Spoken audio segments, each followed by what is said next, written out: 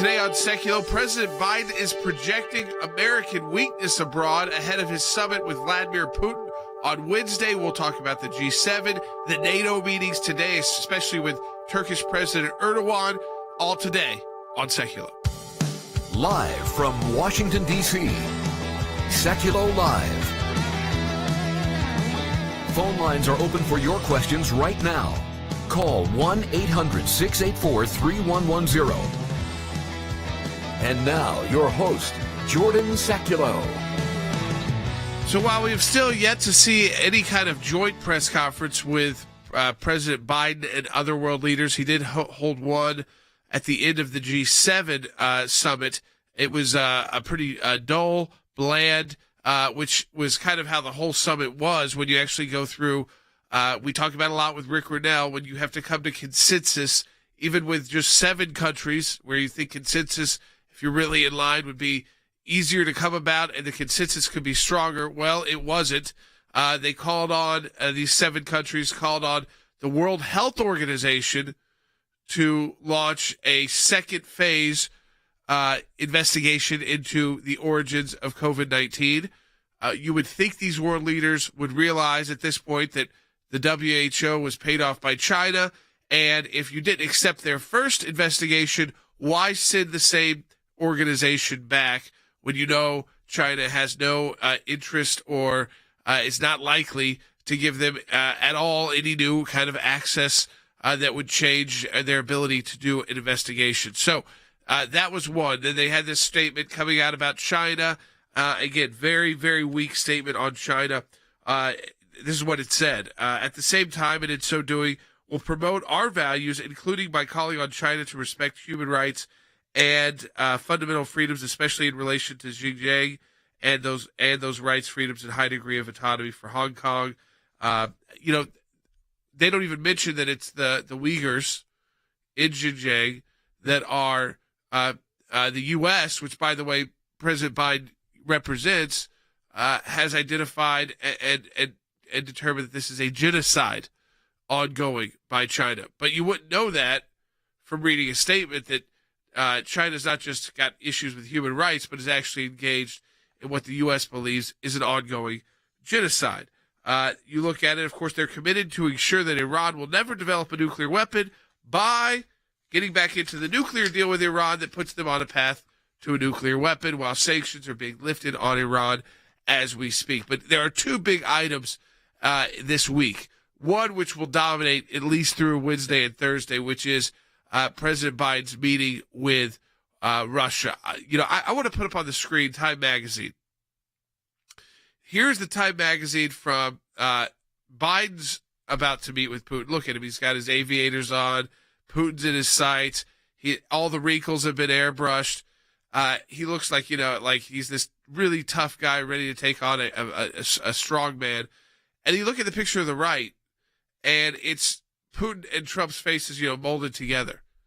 The idea, again, how the media portrays this is going to be very important because you're hearing very little from Joe Biden. We already know that Joe Biden will not do a joint press conference with Vladimir Putin. I want to go to Andy on this because, Andy, the way you stand up to a strong man is you get into those, if you believe you need to stand up to a strong man, and certainly we've got issues of hacking, the pipeline issues, and all of those problems they think that Russia's responsible for. Wouldn't they want to then put Vladimir Putin, stand next to him and say, you're doing this, and this wrong. We're the United States of America, and we're telling the world right now, no more of this? That's exactly what you would want to do, Jordan. You'd want to be able to confront the person and accuse them directly of the human rights violations that have been occurring in Russia, clearly, of the interference in the Ukraine, of the threatening of the Ukrainian people, of the annexation of Crimea. You'd want to be in confrontation with him and let him know exactly who the strong party in the room is and not who the weak party in the room is. And by not doing that kind of joint press conference, which the President of the United States has declined to do, you're sending a message that you are either frightened or incapable of doing it. Yeah, no joint press conferences at all. We'll be right back on Sekulow. We'll get into China, we'll get into Russia. We'll take your calls and comments. communique cited a variety of fronts on China, everything from human rights, the origin of the COVID virus, Taiwan. What do you think China needs to do to ease tensions? I think China has to start to act more responsibly in terms of international norms on human rights and transparency. There was a lot of language in there on China. There was language in there condemning them for forced labor in Xinjiang. There was language related to the origins of COVID and calling for an investigation. Talk is cheap, right? So what we're looking for are actions. What type of actions are we going to do to hold them accountable? So on the hand, we open up a environmental policy that makes China rich and punishes the United States. We do environmental policy that helps Russia but hurts the United States. We keep being symptomatic to China. We have to lead, boycotting the Chinese Olympics, that we're going to that Wuhan lab and seeing it ourselves and holding the country accountable, that we're making sure that we are making all other countries less dependent on China. The G7 countries are vowing to work together to marshal hundreds of billions of dollars of infrastructure investment for low and middle income countries. It's a move designed to compete with a well-financed Chinese infrastructure initiative in 70 countries that's known as Belt and Road. It really isn't clear how much funding there is for it, where the funding is coming from, exactly how that funding is going to be forthcoming. And as I say, some questions about the enthusiasm of some of the G7 nations here who are signing up to this agreement. So I think it's one that we won't really know whether it's got any bite, any teeth for some time, and it won't be clear exactly who's paying for it for some time either. We're glad you're raising these themes. We're glad you're getting the international community focused on these things, but we actually need concrete action that's going to make a difference.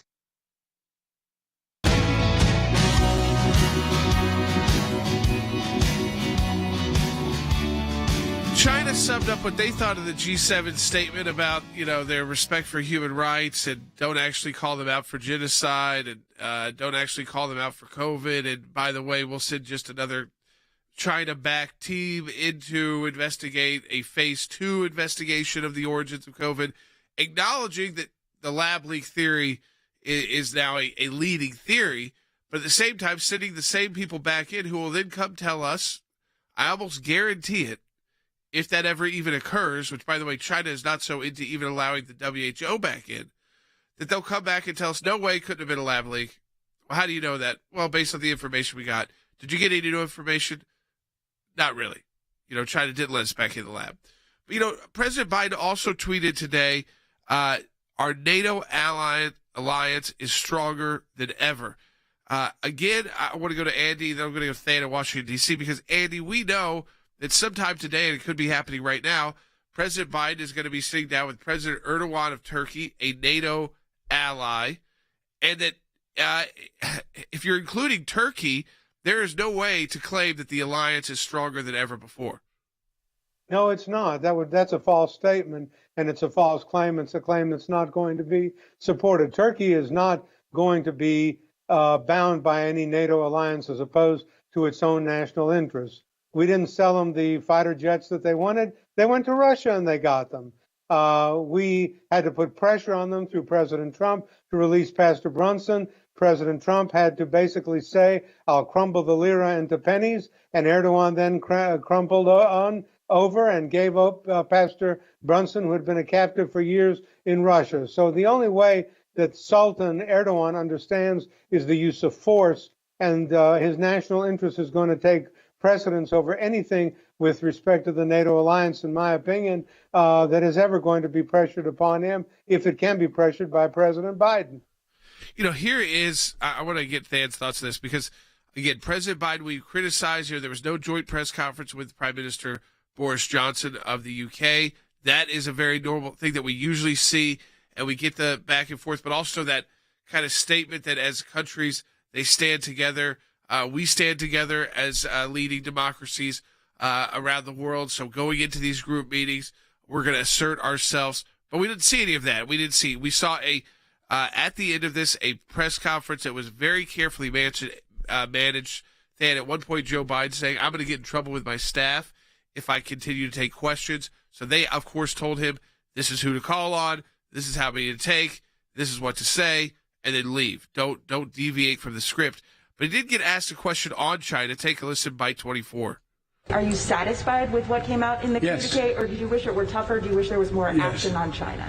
I think there's plenty of action on China, and there's always something that you can, I'm sure my colleagues think there's things they think they can improve that they want it, but I'm satisfied. I mean, satisfied, Than, it's like a slap on the wrist for China, which the U.S. official position is they're engaged in a domestic genocide. And now the Biden administration, too, official position is that the lab leak theory is a legitimate theory and that there needs to be another investigation, but they want to send the World Health Organization back in. So they don't even mention the word genocide. That doesn't seem strong. That doesn't seem like they've united front. And, of course, saying that they want to put the World Health Organization back in for a round 2 investigation is basically just saying we want the same results. Well, first of all, Jordan, on the question of press conferences, I think the reason they're not happening is because there's just no way you can send a strong message given the U.S.'s posture in the world under this administration. Optically, you just can't pull it off. But, yeah, I think this question about China is really the most significant one to come out of these first few days.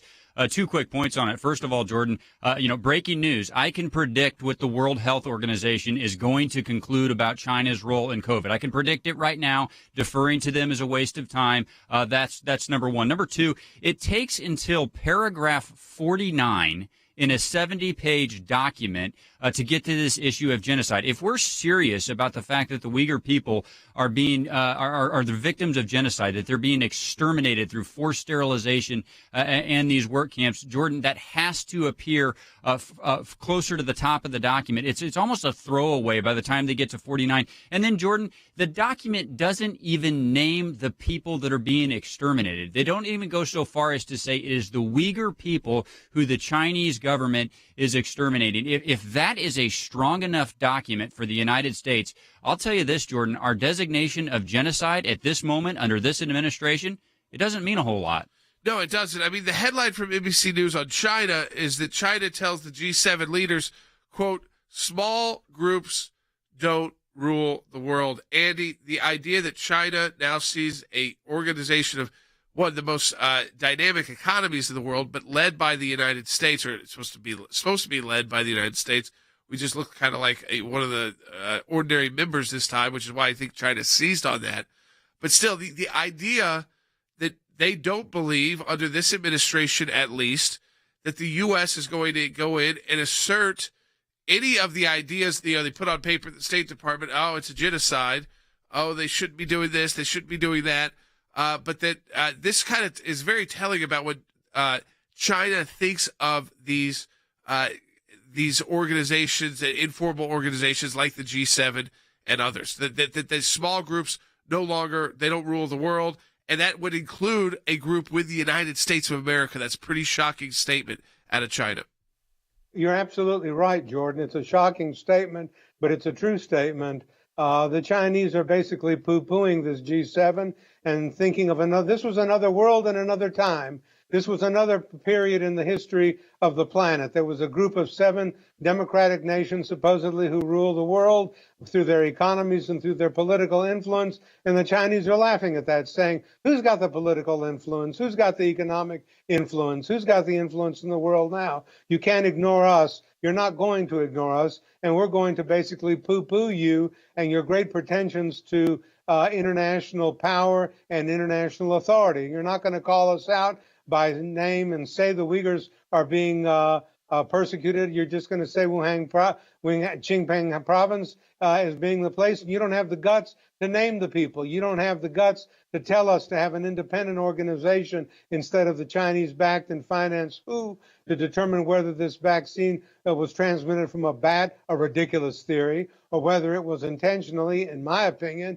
let loose from a lab. And the Chinese are laughing at this whole process that is going on in Europe right now, and for good reason, because we're coming across as weak and effete. We're not coming across as strong. The United States now, instead of being in a position of leadership among this group of G7, is just one of the boys, one of the crowd. Well, this idea too, Thad, that again, we're the way the media is just slobbering all over this for the most part. which they aren't doing, by the way, anymore with Vice President Harris. They have really turned the tides there. But when it comes to President Biden, it's, this is a reset. The world sees us in a different way. I think that the overall, how the world sees us is we're back to being the piggy bank for the world. We will fund all of their ideas. We will give up on our own economic interests. There was even something in the G7 that said we want to make sure that there's a minimum world, but domestic tax on corporations at 15%. Now, it's higher than that in the U.S. But this idea, again, that we would be giving up our sovereignty when it comes to our domestic taxation system as well.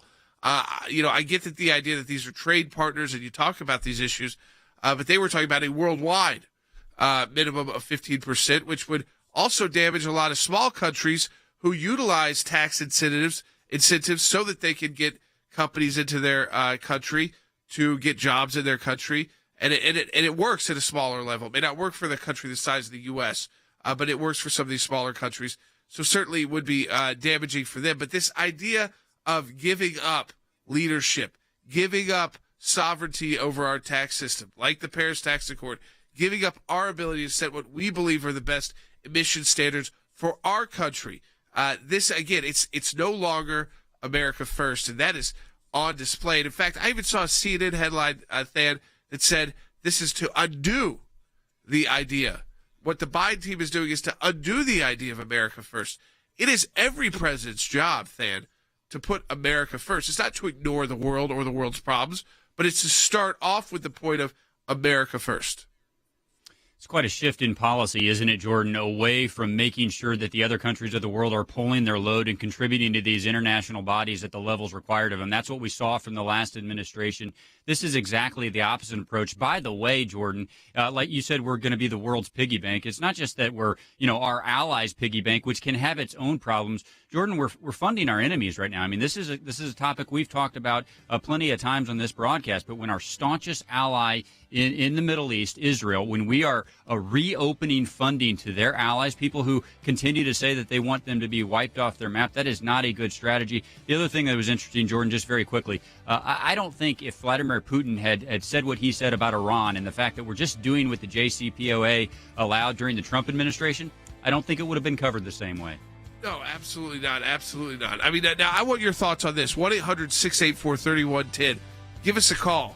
How do you believe these foreign trips are going for President Biden, Vice President Harris, and, of course, the lead up to this meeting with Putin on Wednesday? Give us a call.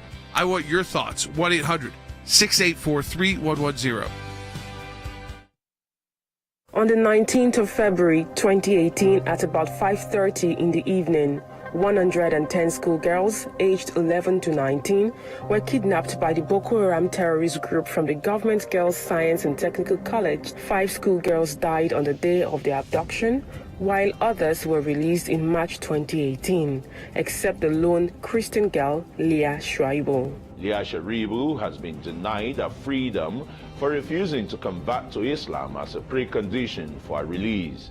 Leah's birthday has been chronicled as a journey of broken promises. Since 2013, we've actually done 17 submissions to the UN, pointing out the atrocities in Nigeria and specifically asking for Leah Sharibu's release. Hopefully, someday, somewhere, the governments in Africa, throughout the world, not just in Africa, but throughout the world, where we make these interventions, will come to and do something about the people who profess their Christian faith. These are real people involved in these. And sometimes, and Jordan, you've done these interventions, CC's done the oral interventions, we all have. You have to bring this up constantly. You have to hold them to account and embarrass them.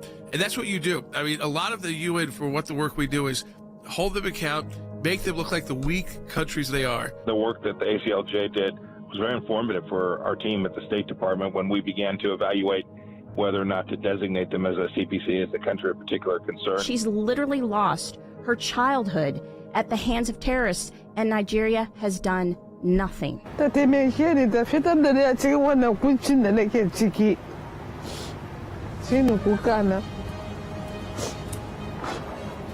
We continue to take every opportunity to point out human rights atrocities and typically taking on the underdogs. We don't stop advocating because we want to be the one voice that points this out.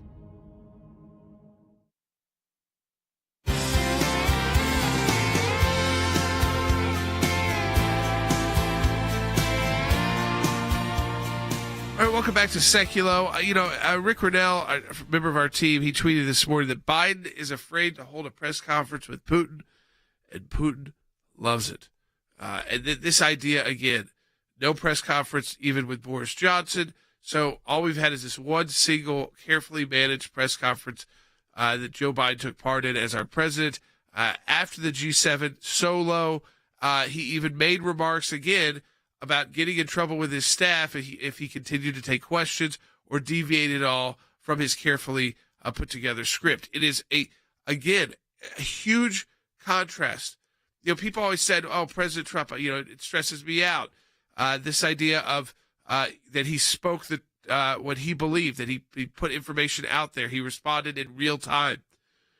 You're now getting a taste of what it's like to have a president that is in hiding for the most part, that is doing as little as possible in public.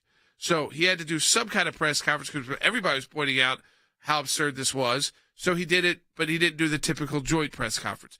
He's going to speak to the press after he meets with Putin, but then we're just going to get his account of it. Then we're going to get Putin's account of it. It's going to be different, but they don't have to do it together, which makes it tougher and more difficult on both. So again, this idea that we were used, and the media, as much as they didn't like being called fake news and being called out, they had unprecedented access to the thoughts, to the thinking process, to the mindset of the President of the United States. With this president, it'd be better off to bring up his advisors, to ask them questions, because I think that's who is got the most control, the most power, and the most influence. So maybe we need to stop worrying about getting press conferences with Joe Biden and getting press conferences instead with Jake Sullivan, who's running the National Security Council. Maybe we should look for press conferences with people like Susan Rice. What's she up to? She must be handling domestic issues. Because even when President Biden does a press conference, he talks about how he gets in trouble. I mean, take a listen, bite two. I'm sorry I'm going to get in trouble with staff if I don't do this the right way. Jennifer Jacobs, Bloomberg. That means he's being told exactly what reporter to call on.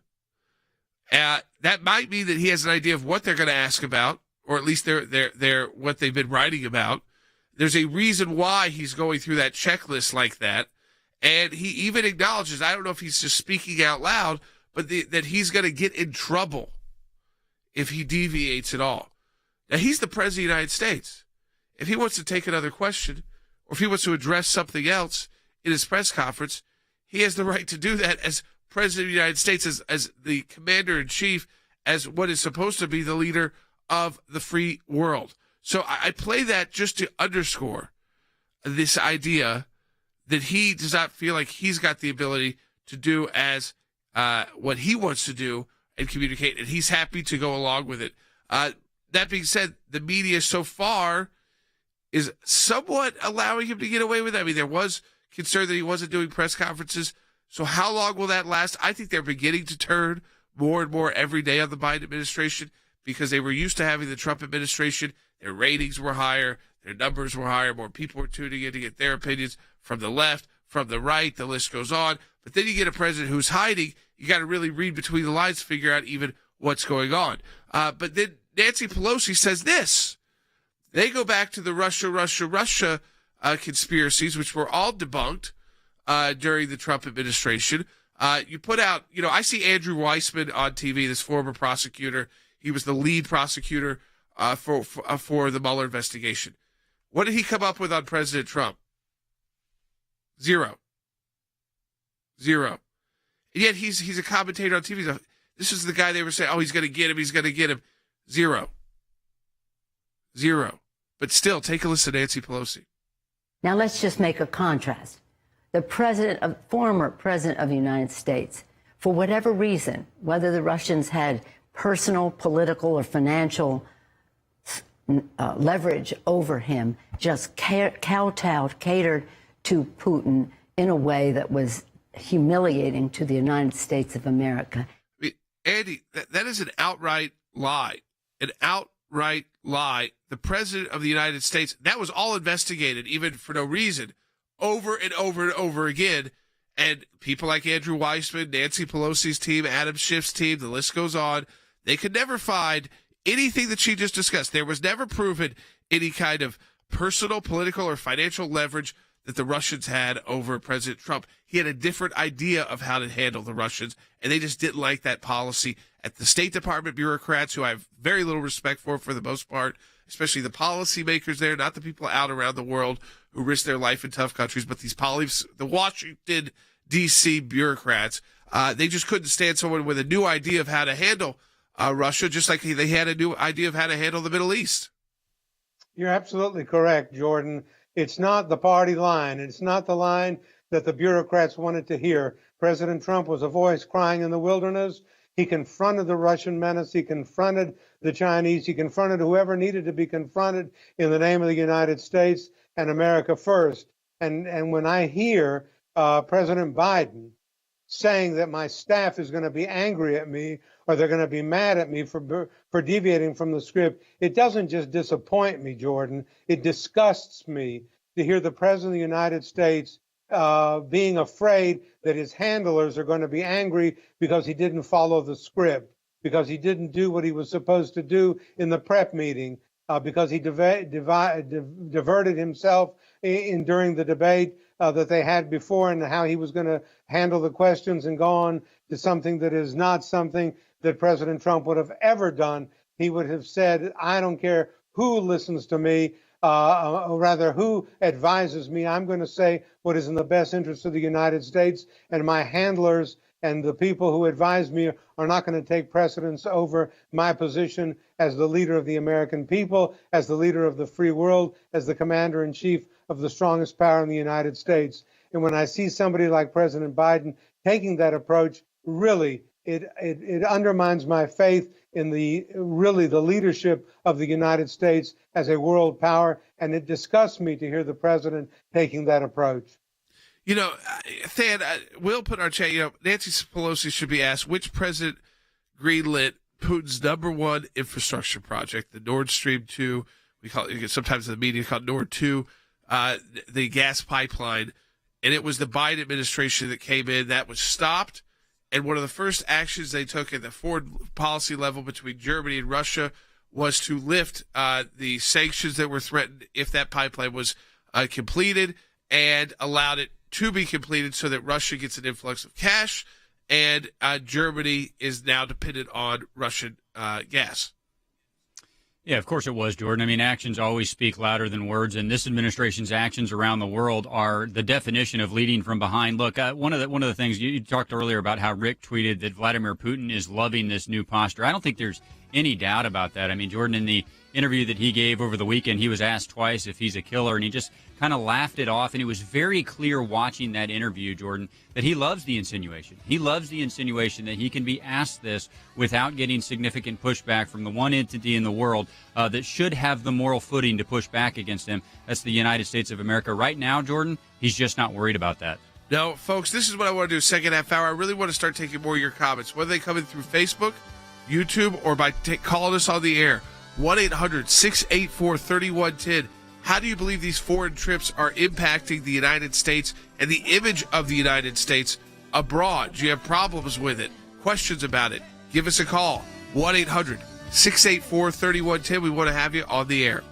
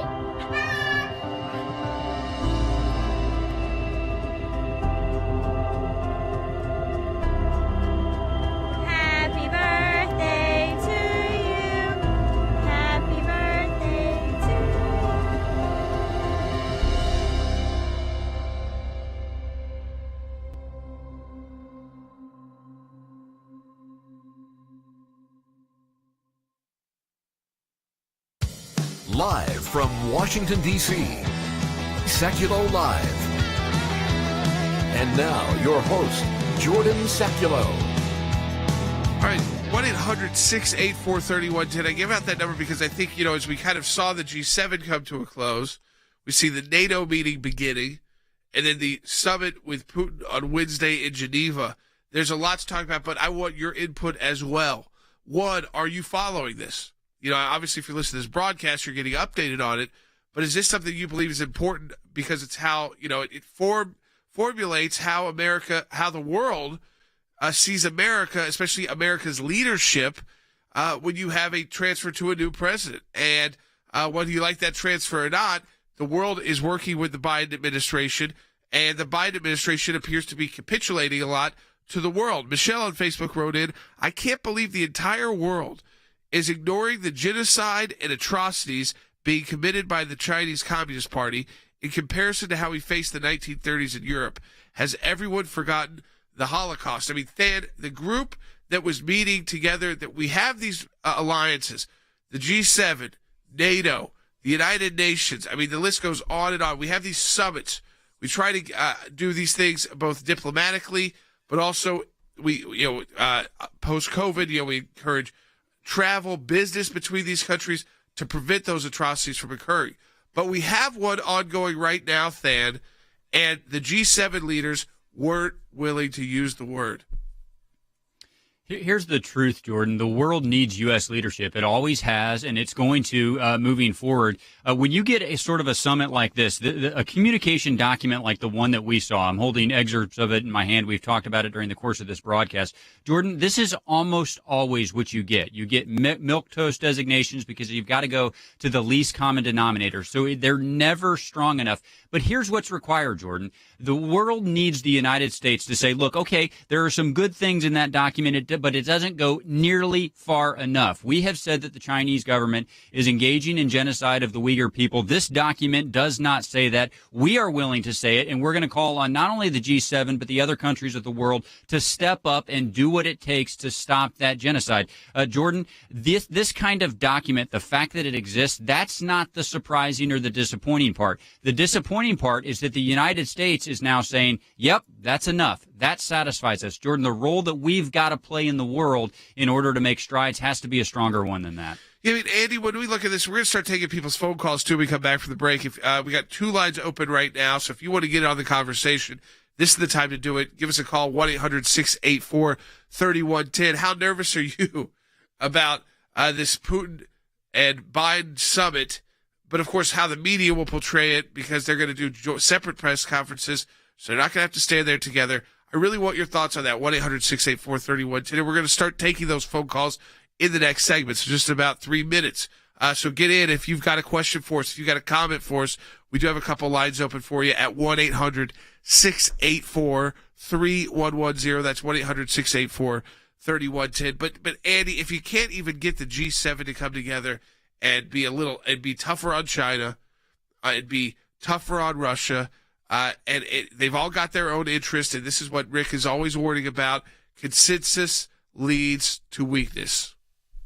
It always does, because as someone just said, the lowest common denominator, I think Than mentioned that. You're looking to get the lowest common denominator of acquiescence and agreement on a statement that everybody can live with. But that's not the idea of leadership. Leadership is not finding the lowest common denominator. That's appeasement.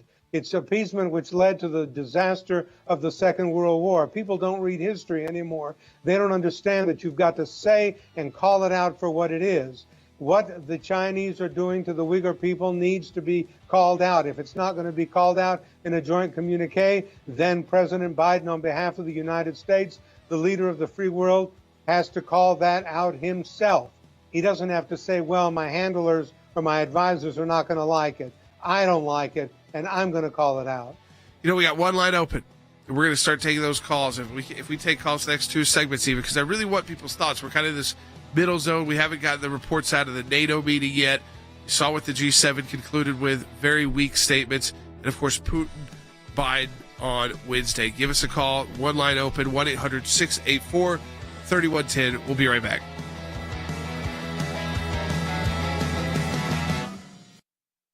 President Biden wrapping up his trip to the G7 summit and shifting gears as he's now in Brussels to meet with NATO allies, also to have a face-to-face with Russian President Vladimir Putin. The Biden administration is hopeful that it sent a message to Russia ahead of Wednesday's summit with Vladimir Putin in Geneva, Switzerland. America is back at the table. Putin said U.S.-Russian relations are at a 30-year low. President Biden agrees. I think he's right. It's a low point. Top of the agenda for their high-stakes summit, cyber warfare. Recent attacks on U.S. infrastructure, some linked to Russian-based criminals, have raised concerns over a new Cold War. Putin tells NBC News Russia is not to blame. Secretary of State Antony Blinken said it's unlikely the meeting leads to drastic changes. This is not going to be a flip the light switch moment. What the president is going to make clear to President Putin is that we seek a more stable, predictable relationship. The two leaders will hold separate press conferences following their summit. What I'll look for is the actions. It won't be about what is said. It won't be about whether the tone is right. It will be about the actions that the United States government is prepared to take to preserve and defend American interests and stop Russian malign activity around the world. You'll recall when you hear President Biden talk about taking us back is the Russians taking Crimea on the watch of President Obama, a fifth of Ukraine. I think that Biden will have a meeting with Putin about having a meeting, and it will be a very small meeting in terms of what it accomplishes. And we have not asked Russia in a very serious way as part of a larger strategy to really stop what it's doing. Here's a president that's afraid to take questions from our national media, and he's going to sit down with a powerful, brutal dictator, very experienced, very shrewd. Does our president have the courage to stand up and hold Russia accountable?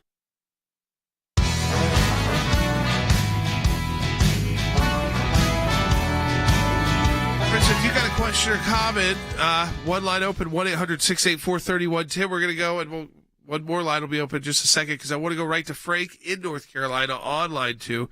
Hey, Frank, welcome to Sekulow. You're on the air. Hey, Frank, you there? Looks like we may have dropped Frank, so we'll hold back. We'll check.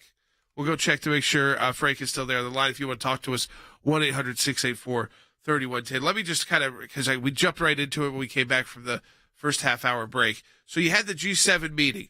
You have these countries that came together. They then issue this communique at the end. This is the joint statement. The joint statement calls for a second World Health Organization investigation into the origins of COVID-19 in China. They don't say maybe an independent investigation led by G7 investigators who would be more in line. But no, they give it back to the World Health Organization, who already sent a team in that was very compromised. A lot of them were on the Chinese payroll, and then of course this is an organization that kind of China oversees through bad dealings. But they've already said there no way lab leak. So you're going to send the same people back who are compromised the same way to do another report, which is now going to again likely would refute the idea that's now gained acceptance on both sides of the aisle politically and in the mainstream media and in the Western world, that this was not likely just a genetic mutation that was able to jump from animal to human. That even if it started off at an animal level, it would have been much weaker, and it would have been something that they boosted the strength of, that controversial scientific strategy of combating potential pandemics in the future, the gain of function research that created this much stronger virus. That would still be the fault of the Wuhan lab for releasing that on the world. But I do want to take your calls, your comments, 1-800-684-3110. Richard in California on line 3. Hey, Richard, welcome to Sekulow. Hey, thanks for taking my call, and God's blessings to you guys. I just have two comments. First of all, why does anything that this president say or do, especially during this world trip, surprise anybody? They can't even handle the border. Number two is we're talking about Uyghurs. The Uyghurs are Muslim Chinese. What I don't understand is China and Iran are bedfellows. but yet Iran hasn't said anything about their Muslim brothers. Oh, because if you're not the right kind of Muslim for Iran, they don't care.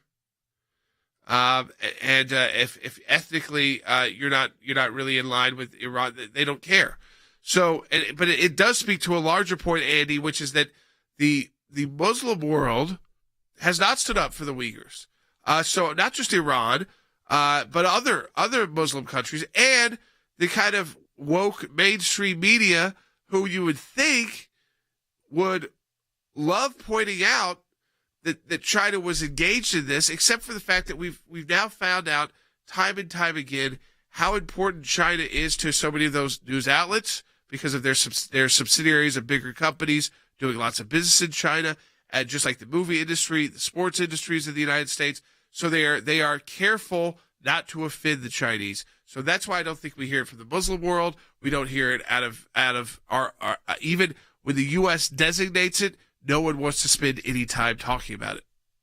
Well, I think your analysis is exactly correct, Jordan. The Chinese are going to get a free pass from the world at large whenever they want it and from whomever they want it. The Muslims, like you say, the Uyghurs are not the brand of Muslims that the Iranians are and that the Iranians support. Therefore, let the Chinese do to our co-religionists, even though they're not quite our co-religionists, they're somewhat schismatic, but we're going to let them do what they want to them because we depend upon the Chinese. The Chinese are going to get a free pass in the world because people like the United States government, our president, does not stand up to them with the vigor and force, in my estimation, that his predecessor, President Trump, did.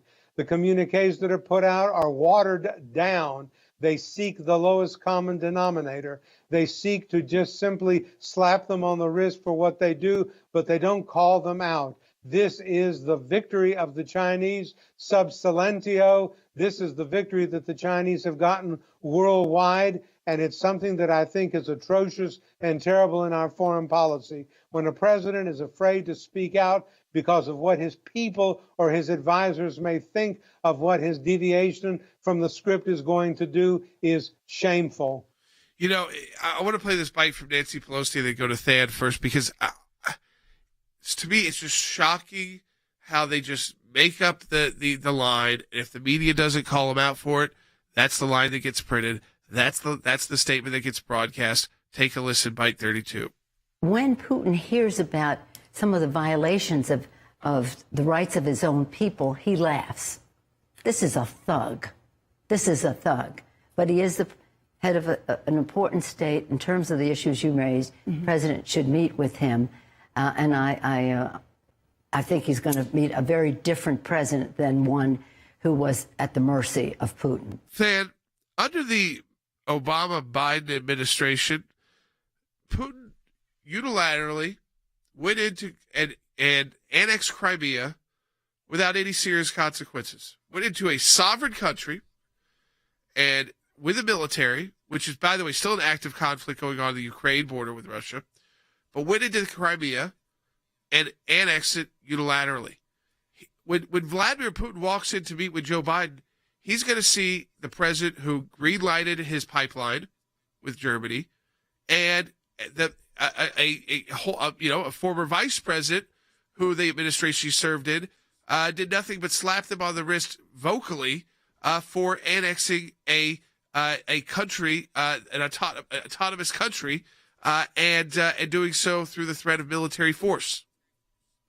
Jordan, the speaker is correct about two things on this. Vladimir Putin is a thug, and when he walks into the room, he is going to encounter a very different president than he did last time. He's going to encounter a president that will not stand in the way of much of his global ambition. And actually, there was an interview that aired on NBC over the weekend with Vladimir Putin. It's the same one where he chuckled when asked if he was a killer. And he was asked about Iran. And let me read to you part of his response, Jordan. Vladimir Putin said, "We have cooperation plans with Iran, including the military and technical cooperation. And all of this fits the framework of the decisions that were agreed upon in our program in regard to Iran's nuclear program in the context of U.S. decisions together with our partnerships in the preparation of the JCPOA, whereby some point sanctions, including the area of military and technical cooperation, should be lifted from Iran." Jordan, what he's saying there is, yes, we're in alliance with Iran. And why is that okay? Because the JCPOA allows it. Jordan, he is using the posture of the Obama administration and now the Biden administration to not only partner with Iran, but say it's okay because you said it was okay. I would say that's a different administration than the last one he encountered.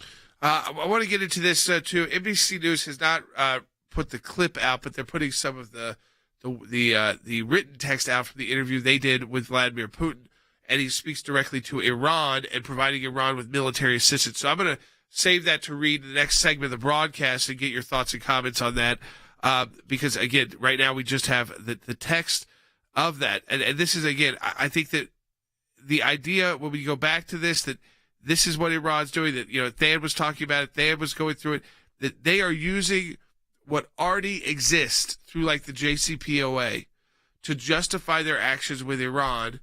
And we just had a statement out of the G7 about how they're so excited about getting back to the JCPOA. So this is again, I think that it's a big picture. And then you've got to look at all these individual issues. And I think it's just crushing the Biden administration right now. They've not had a lot of success domestically. Their domestic policy so far has been stalling legislatively. You have Vice President Harris, that trip widely now panned by both sides of the aisle and the media, and President Biden, who is not doing the normal actions of a U.S. president. He is doing the normal Biden actions, which is to hide from the media as much as possible, only engage when necessary. So it looks like throughout his entire European trip, he will only be speaking and taking questions from the U.S. press once after the G7 and then once after the summit with Putin. Maybe he'll make another statement, I don't know if he'll take questions or not after the NATO meetings. But again, I want to get your thoughts on this. We're going to talk about Israel too. There has been a power shift in Israel. Prime Minister Netanyahu is now former Prime Minister Netanyahu. He's in the opposition. The question is, how long does this new coalition ask?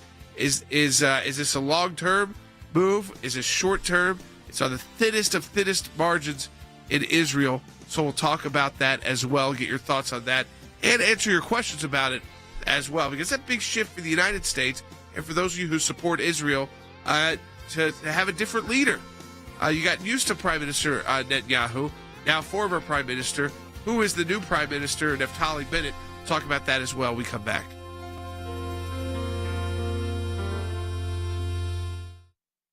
Tensions are heightened in the Middle East. Iran shooting off its own missiles in a drill in the country's desert capable of hitting U.S. bases in the region. The president has said that if Tehran resumes strict compliance with the 2015 nuclear agreement, the U.S. would rejoin as a starting point for future negotiations. This is a Biden administration that is saying, Iran, we're going to lift economic sanctions, we're going to rejoin the nuclear deal.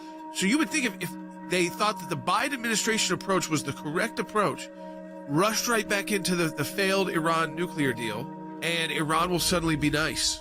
And yet it's the opposite. Iran also informed the UN it would begin enriching uranium to 20% at its Fordo facility.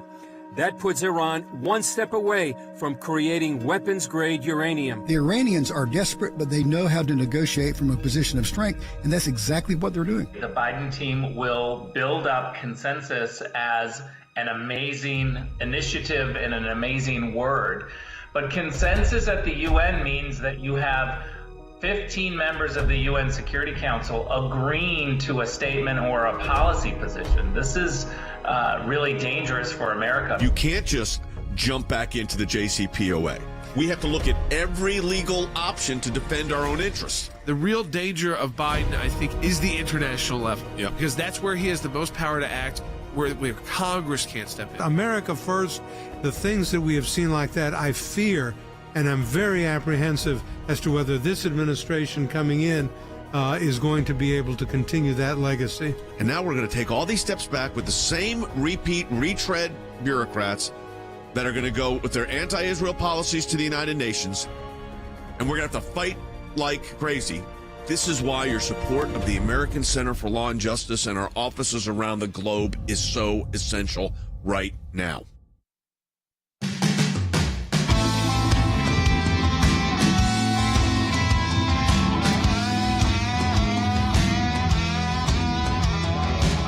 So I think a lot of you would probably want some insight into what is going on in Israel to kind of finish out today, because we've been focusing on the world, but obviously the U.S. perspective. We're going to stay on too, especially what happens if you've got calls too. We'll take them throughout the segment, 1-800-684-3110 to talk to us on the air.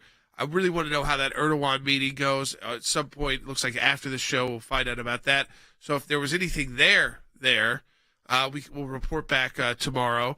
And, of course, the lead up to the meeting with Putin, which is going to get so much attention. But then we now know they're not going to be doing that joint press conference as of now. So what we're going to mostly get is Biden's account and Putin's account. They could be very different, and we're not going to know much about it because they're not going to have to answer questions back and forth while they stand there together. That didn't happen in the UK either. But there's been a power shift in Israel. A new Israeli prime minister has been sworn in.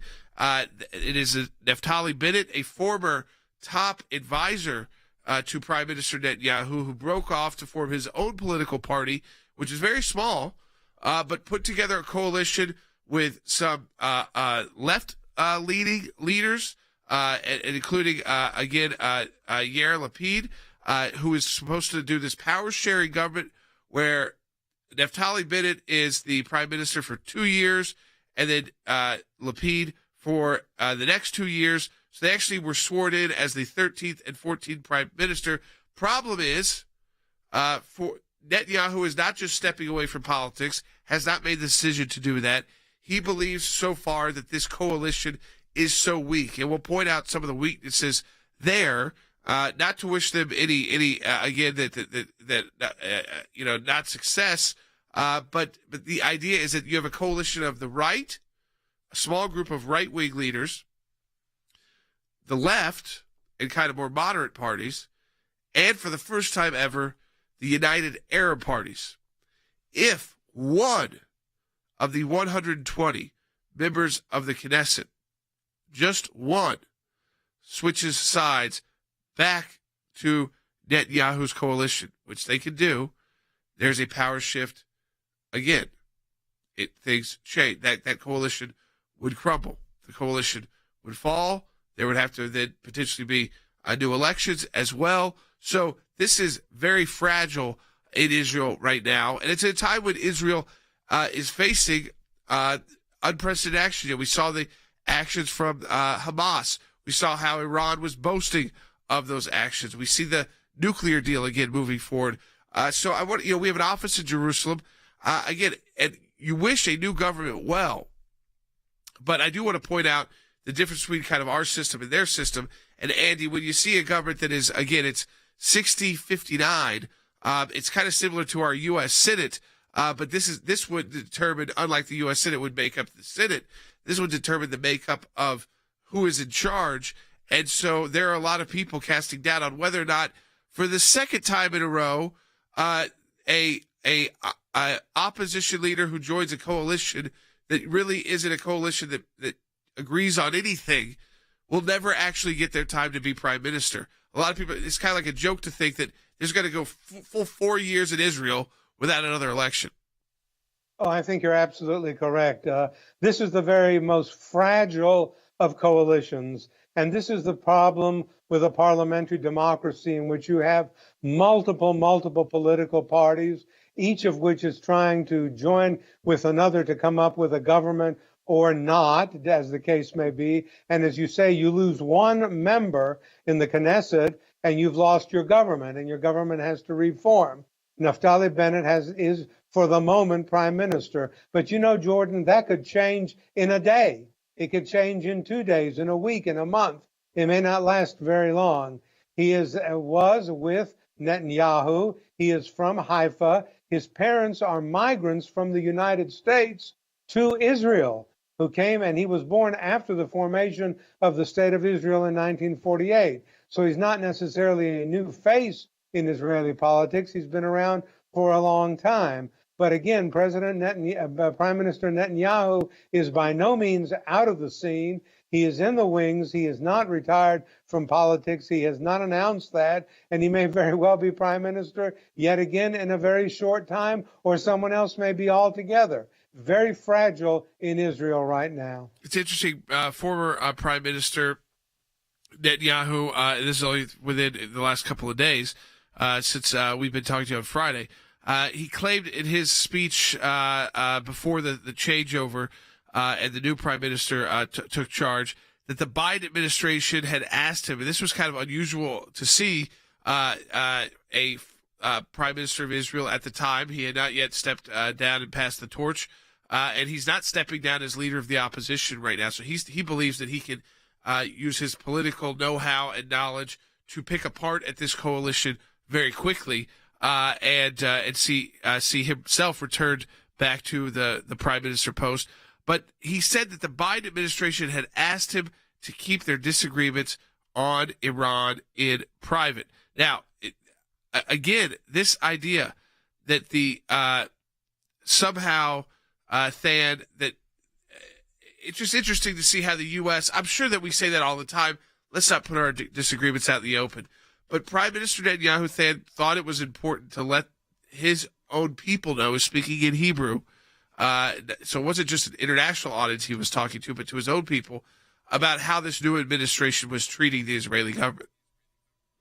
Well, I think it shows you just how fervently he believes it, and the hope would be that the new administration there in Israel would see it the same way. Look, I mean, I think for me on this side of the water, Jordan, and being more familiar with American politics, the interesting thing to me is what might cause this coalition to pivot back towards Netanyahu. And to me, Jordan, the most likely thing would actually be relationships with the United States and this issue of Iran. I mean, I think that's probably why Prime Minister Netanyahu was so forward in his outgoing address, was saying, look, I know the U.S. administration would like me to be silent, but this is the threat that our people face, and I'm not going to be silent about it. Jordan, I would hope his successor would see things the same way, but ultimately I think the new coalition government, there's going to be different factions in them. I think Bennett is probably more likely to be of a similar mold than Netanyahu, but again, it's a very fragmented coalition. Will they be able to come together and have a unified posture on that issue? I don't know the answer to that, Jordan, but I do think the answer is going to be the most significant determining factor on whether or not they're able to keep that coalition together. Yeah, what's interesting about this coalition is that if Naftali Bennett is actually more right-wing, and we talked about this last week, but he's more right-wing on paper, policy-wise, even than Netanyahu, who is considered right-wing in Israel and considered right-wing by the world, certainly.